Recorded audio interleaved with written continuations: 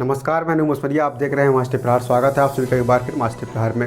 अभी हाल ही में मानवाधिकार आयोग की ओर से कुछ आंकड़े जारी किए गए हैं जो आंकड़े बताते हैं कि किस प्रकार से कैदियों के मानवाधिकार को कुचला जा रहा है। पिछले एक दशक में कैदियों को लेकर जो आंकड़े सामने आए हैं वो बहुत ही चौंकाने वाले हैं। ये देखते हैं इस रिपोर्ट को।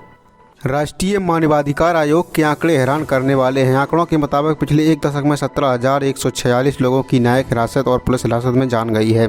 इस लिहाज से रोजाना औसतन 5 लोगों की मौत होती है। इनमें से 92% मौतें 60 से 90 दिनों की अवधि वाली न्यायिक हिरासत में होती हैं।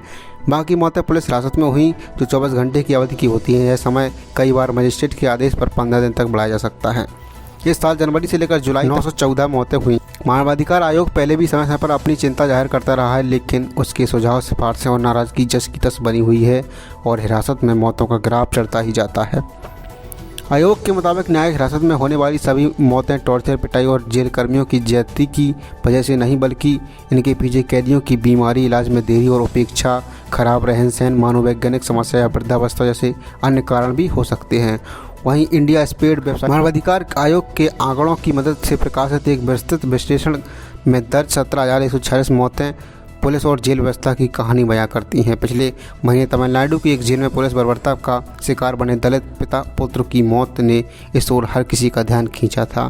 पूरे देश में इस मामले की गूंज सुनाई दी थी। इससे पुलिस जवाबदेही की मांग ने जोर पकड़ा। मद्रास हाईकोर्ट ने जांच का आदेश दिया और राज्य सरकार ने मामला CBI को सौंप दिया। मानवाधिकार आयोग के निर्देशों के मुताबिक ऐसी मौतों की सूचना 24 घंटे में मुहैया करानी होती है, लेकिन ऐसा होता नहीं है। निर्देशों पर दोहरी मार यह है कि रिपोर्ट पेश न कर पाने की सूरत में दंड का भी कोई प्रावधान नहीं है। इस बारे में जानकारों का कहना है कि पुलिस के पास अपने बचाव की बहुत सी दलीलें हैं। आयोग के निर्देश ये भी कहते हैं कि हिरासत में हुई मौत की मजिस्ट्रेट जांच 2 महीने में पूरी करा लेनी चाहिए। इसमें मृत्यु के हालात, तरीके और घटनाक्रम का सिलसिलेवार ब्यौरा और मौत की वजह दर्ज होनी चाहिए। कैदियों में भी मानवाधिकार है, ये बात जेल प्रशासन और सरकारें न जाने कैसे भला बैठती हैं। VIP कैदियों को तमाम सुविधाएं मिलती हैं, लेकिन आम कैदी दुर्दशा में रहते हैं। उनके भोजन, कपड़े, बिस्तर, पीने के पानी, नहाने धोने, सफाई, उपचार आदि पर्याप्त खर्च न किए जाने की शिकायत अक्सर सामने आती रहती है। हिरासत में मौत का मामला जेलों के चिंताजनक हालात से भी जुड़ा है। अगर कैदियों की मृत्यु दर जेलों में अधिक है तो देखा जाना चाहिए कि उन जगहों पर रहन सहन और व्यवस्था की सुविधाएँ कैसी हैं। एक सच्चाई ये भी है कि कोविड महामारी की वजह से देश की कई जेलों की दुर्दशा पर नए सिरे से ध्यान गया है। भीमा कोरेगांव मामले में जेल में बंद 80 वर्षीय जाने माने तेलुगु कवि बर्बर राव कोरोना की चपेट में आ गए थे और उन्हें अस्पताल में भर्ती कराना पड़ा था।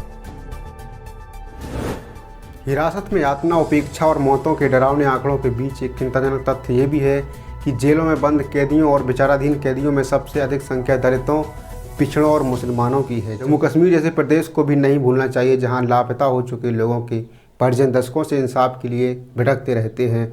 टॉर्चर और क्रूर अमानवीय व्यवहार या सजा के खिलाफ संयुक्त राष्ट्र संघ की देखरेख में समझौता हुआ। भारत भी अक्टूबर 1997 में दस्तखत तो कर चुका है, लेकिन विधि आयोग की सिफारिश के बावजूद इसकी पुष्टि नहीं की है। हिरासत में मौतों को लेकर एक मजबूत कानून न बन पाना भी इस मामले में एक बड़ी परेशानी है। राजनीतिक और पुलिस व्यवस्था और ब्यूरोक्रेसी के दबाव अपना काम करते रहते हैं। अक्सर इस मामले में ये दलील भी दी जाती है कि पुलिस पर अनावश्यक दबाव आएगा और अपराधियों को बल मिलेगा, लेकिन एक बेहतर और पारदर्शी व्यवस्था के दावे में यह तर्क नहीं रहा। विशेषज्ञों के मुताबिक पुलिस जाँच और पूछताछ की प्रक्रिया इतनी दोषपूर्ण न होती अगर जांच के वैज्ञानिक तरीके उपलब्ध होते और पुलिस को विशेष रूप से इस काम के लिए प्रशिक्षित किया जाता। एक कारगर फॉरेंसिक तकनीक का अभाव भी समस्या है। हिरासत में मौत की घटनाओं के बीच पुलिस के अंदरूनी तंत्र में भी सुधार की जरूरत है। इसका संबंध भर्तियों से लेकर वेतन विसंगतियों, पदोन्नति और अन्य सुविधा से जुड़ा है। पुलिस बल में कमी का असर पुलिसकर्मियों के कामकाज पर भी पड़ता है। जेल सुधारों के लिए नियम कायदे बनाने के अलावा उच्च अधिकारी और उनके मातहतों की में मानवाधिकार के प्रति संवेदना और सजगता भी जरूरी है। मानवाधिकार आयोगों को भी और अधिक संपन्न और प्रभावी बनाया जाना चाहिए। तभी आपने हमारी पूरी रिपोर्ट देखी। मास्टर प्रहार में आज की इतना ही। कल फिर मुलाकात हुई कुछ नए मुद्दों के साथ। सोमवार शुक्रवार देखना न भूलें मास्टर प्रहार शाम 7 बजे TV भारत पर। अगर आप इस वीडियो को फेसबुक पर देख रहे हैं तो हमारे पेज को लाइक करिएगा। अगर आप इस वीडियो को यूट्यूब पर देख रहे हैं तो हमारे चैनल को सब्सक्राइब कीजिएगा। और अंत में आपको छोड़ जाता हूँ एक शुभ विचार के साथ। धन्यवाद।